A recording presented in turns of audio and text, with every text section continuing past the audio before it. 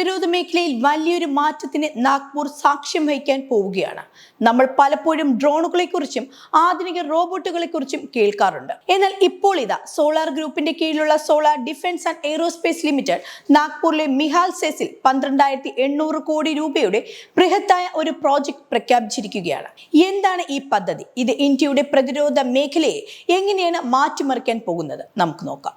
Solar industries India ലിമിറ്റഡിന്റെ ഉപകമ്പനിയായ solar defence നാഗ്പൂരിനെ ഇന്ത്യയുടെ പ്രധാന പ്രതിരോധ നിർമ്മാണ കേന്ദ്രമാക്കാനാണ് ഒരുങ്ങുന്നത്. മാർച്ച് 7-ന് നടന്ന ഭൂമി പൂജയുടെ ഈ പദ്ധതിക്ക് തുടക്കമായി കഴിഞ്ഞു. 12,800 കോടി രൂപയാണ് ഇതിനായി കമ്പനി മാറ്റിവെച്ചിരിക്കുന്നത്.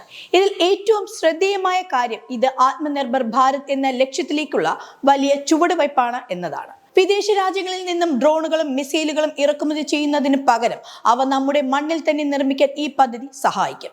ഈ ഫാക്ടറിയിൽ എന്തൊക്കെയാണ് നിർമ്മിക്കാൻ പോകുന്നതെന്ന് കേട്ടാൽ തന്നെ നിങ്ങൾ അത്ഭുതപ്പെടും. ഇത് വെറും ഒരു ഫാക്ടറി അല്ല, ഇന്ത്യയിലെ ആദ്യത്തെ AI പവർഡ് ഇൻഡസ്ട്രി 5.0 ഇക്കോസിസ്റ്റം ആയിരിക്കും ഇത്. അതായത് ആർട്ടിഫിഷ്യൽ ഇന്റലിജൻസും റോബോട്ടിക്സും സംയോജിപ്പിച്ചുകൊണ്ടുള്ള ഏറ്റവും ആധുനികമായ നിർമ്മാണ രീതിയാണ് ഇവിടെ പിന്തുടരുന്നത്. ഓരോ വർഷവും വിവിധ വലിപ്പത്തിലുള്ള 10,000 ഡ്രോണുകൾ നിർമ്മിക്കാനാണ് ലക്ഷ്യം. നിരീക്ഷണത്തിനും ആക്രമണത്തിനും സാധനങ്ങൾ എത്തിക്കാനും ഉപയോഗിക്കാവുന്ന ഡ്രോണുകളെ ഇതിൽ ഉൾപ്പെടും. യുദ്ധക്കളത്തിൽ സൈനികർക്ക് പകരം ഉപയോഗിക്കാൻ കഴിയുന്ന അത്യാധുനിക റോബോട്ടുകൾ ആദ്യ പ്രോട്ടോടൈപ്പ് 1 വർഷത്തിനുള്ളിൽ പുറത്തിറക്കുമെന്നാണ് കമ്പനി പറയുന്നത്. കൂടാതെ ദീർഘദൂര മിസൈലുകളുടെ നിർമ്മാണവും ഈ പ്ലാന്റിലുണ്ടാകും. ഈ വലിയ നിക്ഷേപം മഹാരാഷ്ട്രയ്ക്കും പ്രത്യേകിച്ച് നാഗ്പൂരിനും വലിയ ഗുണമുണ്ടാകും. ആയിരക്കണക്കിന് യുവാക്കൾക്ക് ഹൈ സ്കിൽഡ് ജോലി ലഭിക്കും. റോബോട്ടിക്സ്, AI, എയ്റോസ്പേസ് എഞ്ചിനീയറിംഗ് തുടങ്ങിയ മേഖലകളിൽ പഠിച്ചവർക്ക് ഇതൊരു സുവർണാവസരമാണ്. ചെറുകിട വ്യവസായങ്ങൾക്കും ഈ പദ്ധതി വലിയ ഉണർവ് നൽകും.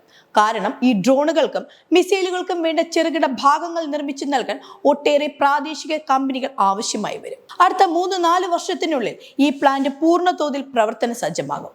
ഇന്ന് ലോകമെമ്പാടും നടക്കുന്ന യുദ്ധങ്ങളിൽ ഡ്രോണുകൾക്കുള്ള പ്രാധാന്യം നമ്മൾ കാണുന്നുണ്ട്. യുക്രൈൻ റഷ്യ യുദ്ധമായാലും മറ്റ് അതിർത്തി തർക്കങ്ങളായാലും കുറഞ്ഞ ചിലവിൽ വലിയ നാശനഷ്ടങ്ങൾ വരുത്താൻ ഡ്രോണുകൾക്ക് സാധിക്കുന്നു.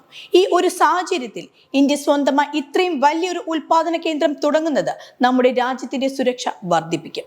മാത്രമല്ല, വരും വർഷങ്ങളിൽ ഇന്ത്യ ഈ ആയുധങ്ങൾ വിദേശ രാജ്യങ്ങളിലേക്ക് കയറ്റുമതി ചെയ്യാൻ സാധ്യതയുണ്ട്.